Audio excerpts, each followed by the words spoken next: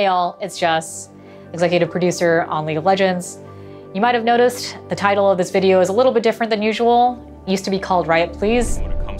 We've tried this format out for about 4 years, and obviously since then we've launched a ton of games. And so what we want to do is still use this format or this venue to be able to talk to you about what's coming up, but also be able to give more dedicated time to each of the games so we can actually give everyone breathing room.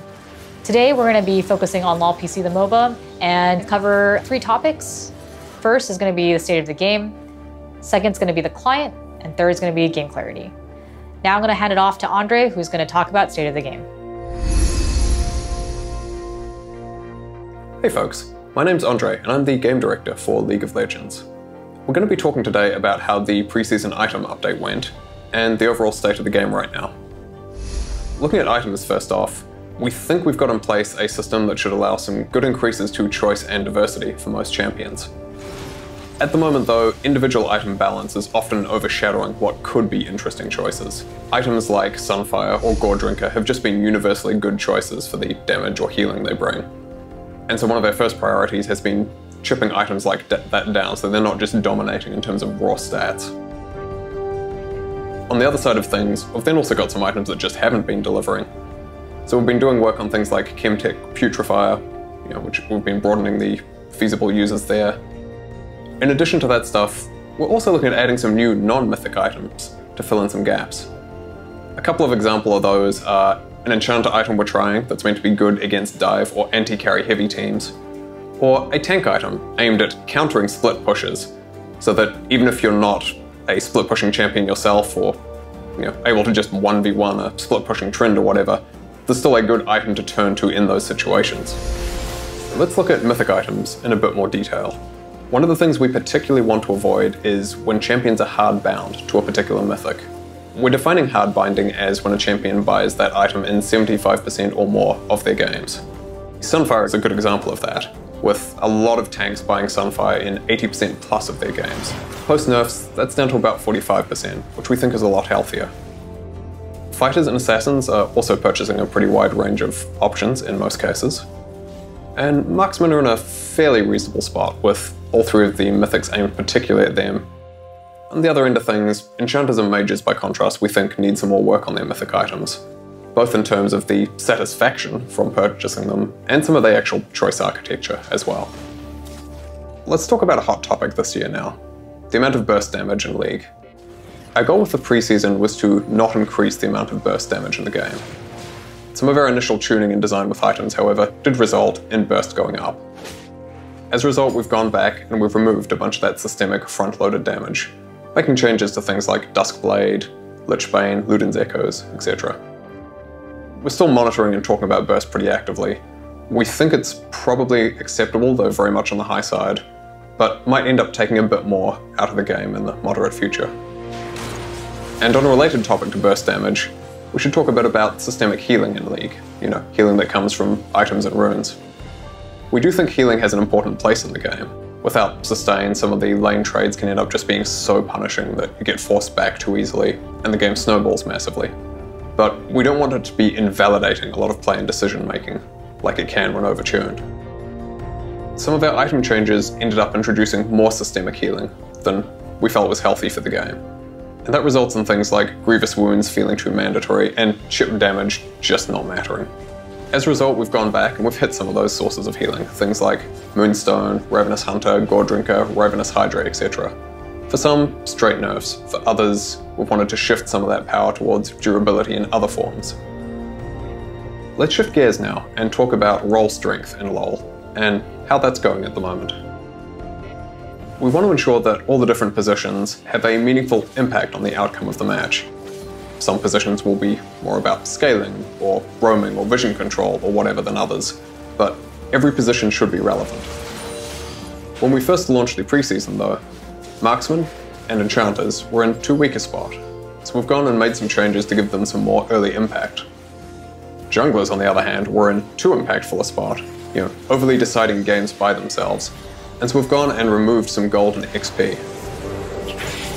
Finally, let's talk about snowballing rates in League.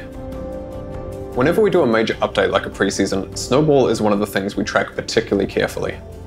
From what we've seen, looking at the metrics we track, snowball rates before and after preseason are very similar. So we think we're doing okay there. Having said that, this is also one of the things we'd like to focus on more in the future, get to an even better spot if possible. And so comeback mechanics especially are one of our potential focuses for this year's coming preseason. We particularly want to address cases where you're behind and it just sort of feels a bit hopeless. It's unclear what you should do to get back in the game. Or it's clear, but it's basically just wait for the other team to screw up. So we're exploring ways to give a losing team plays they can try and make when things aren't going their way. Thank you for watching, folks. Here's Jess again. All right, let's get into the client. The client's obviously been a pretty long-standing pain point. So in the beginning of 2020, the first focus area that was clear to us was actually how much memory it was taking to kind of load each one of these screens. We then basically optimized each one of those screens and was hoping for an improved overall navigation experience. But champ select and end of game screen continued to be pain points for players, and so we took a special look at them. What you should see at the end of the day is a significantly faster client compared to the start of 2020. Now, a bunch of you have kind of mentioned, the social panel is still an issue for you. All those issues that you see with friends not showing up, things like that, we're going to be addressing that this year. The second thing that we're going to be looking into is stability. We've seen kind of the crash reports that players have been sharing with us, so we want to take a pretty firm stance and actually do a full burn down on all the crashes, and so we're going to be addressing a lot of those too. Next, I want to touch on game clarity. Game clarity is one of those things that all the teams kind of work on in a more evergreen way for any of the content that they make. But we want to bring up this topic right now because it's been over 10 years and we've pushed a lot of champions and skins to the game. And so what we want to make sure we don't betray is kind of that level of competitive integrity where now characters might be unreadable or hard to understand what they do or how do you play against them. The first input into that framework is the silhouette. It's the foundation for all of our champions, and we want to make sure that each and every champion has a distinct silhouette. So for example, take Senna. Senna is one of those champions that her silhouette is kind of defined by her ginormous gun. And so you can kind of understand that that gun is her source of power. And what we can do is kind of stretch all the other elements that kind of surround her abilities, because at the end of the day, the enemy knows that it's all going to be coming from this gun. I'll also give a counterexample. Lee Sin is a pretty tough character to actually make skins for, not because he's a complex character by any means, but actually because he has very few distinguishing factors about him.